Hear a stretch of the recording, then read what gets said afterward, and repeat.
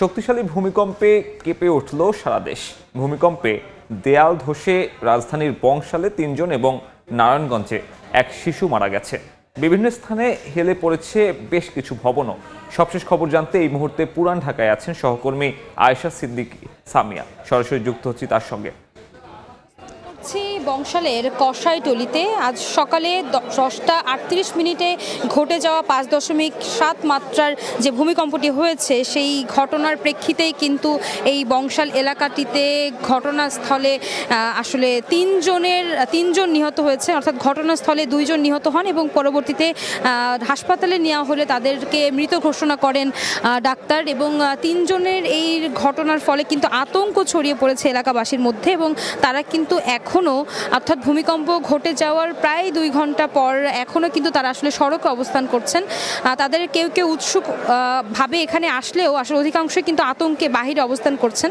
আমরা এলাকাবাসীদের সঙ্গে কথা বলেছি, তারা আসলে বলছিলেন যে পুরান ঢাকা গিঞ্জি এলাকা এবং দীর্ঘদিনের ঐতিহ্য সম্পন্ন এইসব বাড়িগুলোর কিন্তু আসলে কোনো ধরনের স্থানান্তর অথবা পরিবর্তনের সুযোগ নেই। সেক্ষেত্রে আসলে যারা বাড়ির ভবন মালিকরা রয়েছেন তারা আসলে কিছুটা অসহায়ত্বই আমাদেরকে দেখিয়েছেন এবং জানিয়েছেন এবং বলছিলেন যে এই যে আজকে যে অনাকাঙ্ক্ষিত ঘটনাটি ঘটেছে, একটি শিশু এখানে কিন্তু নিহত হয়েছেন এবং শিশুটি কিন্তু তার বাসা থেকে নিয়মিতভাবেই আসলে বের হয়ে এখানে সকালের খাবার নাস্তা কিনতে এসেছিলেন এবং অনাকাঙ্ক্ষিতভাবেই কিন্তু আসলে উপর থেকে বাঁশ সহ ইটের বিল্ডিংয়ের আসলে জিনিস পড়ে কিন্তু শিশুটি মারা যান। আমরা এমনটি দেখেছি এবং সেটাই কিন্তু দেখাচ্ছি। এই এলাকাটিতে উদ্ধার অভিযান করার জন্য কিন্তু ফায়ার সার্ভিস উপস্থিত হয়েছিলেন, এখনও তারা আছেন এবং পরবর্তীতে ঘটনা নিয়ন্ত্রণে, অর্থাৎ উৎসুক জনতা যাতে ঘটনাস্থলের কোনো ক্ষয়ক্ষতি বা কোনো ধরনের হস্তক্ষেপ করতে না পারে সেটি নিশ্চিত করার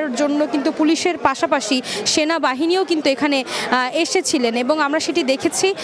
এই মুহূর্তে ঘটনাস্থলে, অর্থাৎ যেখানে 3 জন আসলে পড়ে গিয়েছিলেন এবং তাদের রক্ত কিন্তু আমরা এখানে দেখেছি, সেই তাজা রক্তকে দেখার জন্য অনেকে এখানে ভিড় করছেন, পাশাপাশি সংবাদকর্মীরাও কিন্তু এখানে রয়েছেন। এই মুহূর্তে পুলিশি উপস্থিতি খুব একটা লক্ষ্য করা না গেলেও সকাল থেকে তারা ছিলেন এবং একটু বলে রাখি, শুধু পুলিশ এবং র্যাবই কিন্তু নয়, স্বেচ্ছাসেবকের বেশ কয়েকটি দল কিন্তু এখানে আছেন এবং তারা কিন্তু এখানে যে উৎসুক জনতার ভিড় রয়েছে সেটিকে কন্ট্রোল করার জন্য কিন্তু তারা এখানে আছেন। তো আমরা আসলে জানছিলাম যে ভূমিকম্পর ফলে যেই এই বংশালে যে 3 জন ব্যক্তি নিহত হয়েছেন সেই ঘটনা জানাচ্ছিলাম বংশাল থেকে। তো এই ছিল আমার কাছ থেকে আজকে সকালের ঘটে যাওয়া অনাকাঙ্ক্ষিত বিশাল ভূমিকম্পের খবরাখবর। কষাইটলি থেকে সহকর্মী সামিয়া যুক্ত হয়েছিলেন, জানাচ্ছিলেন ভূমিকম্পে ক্ষতির সবশেষ খবর।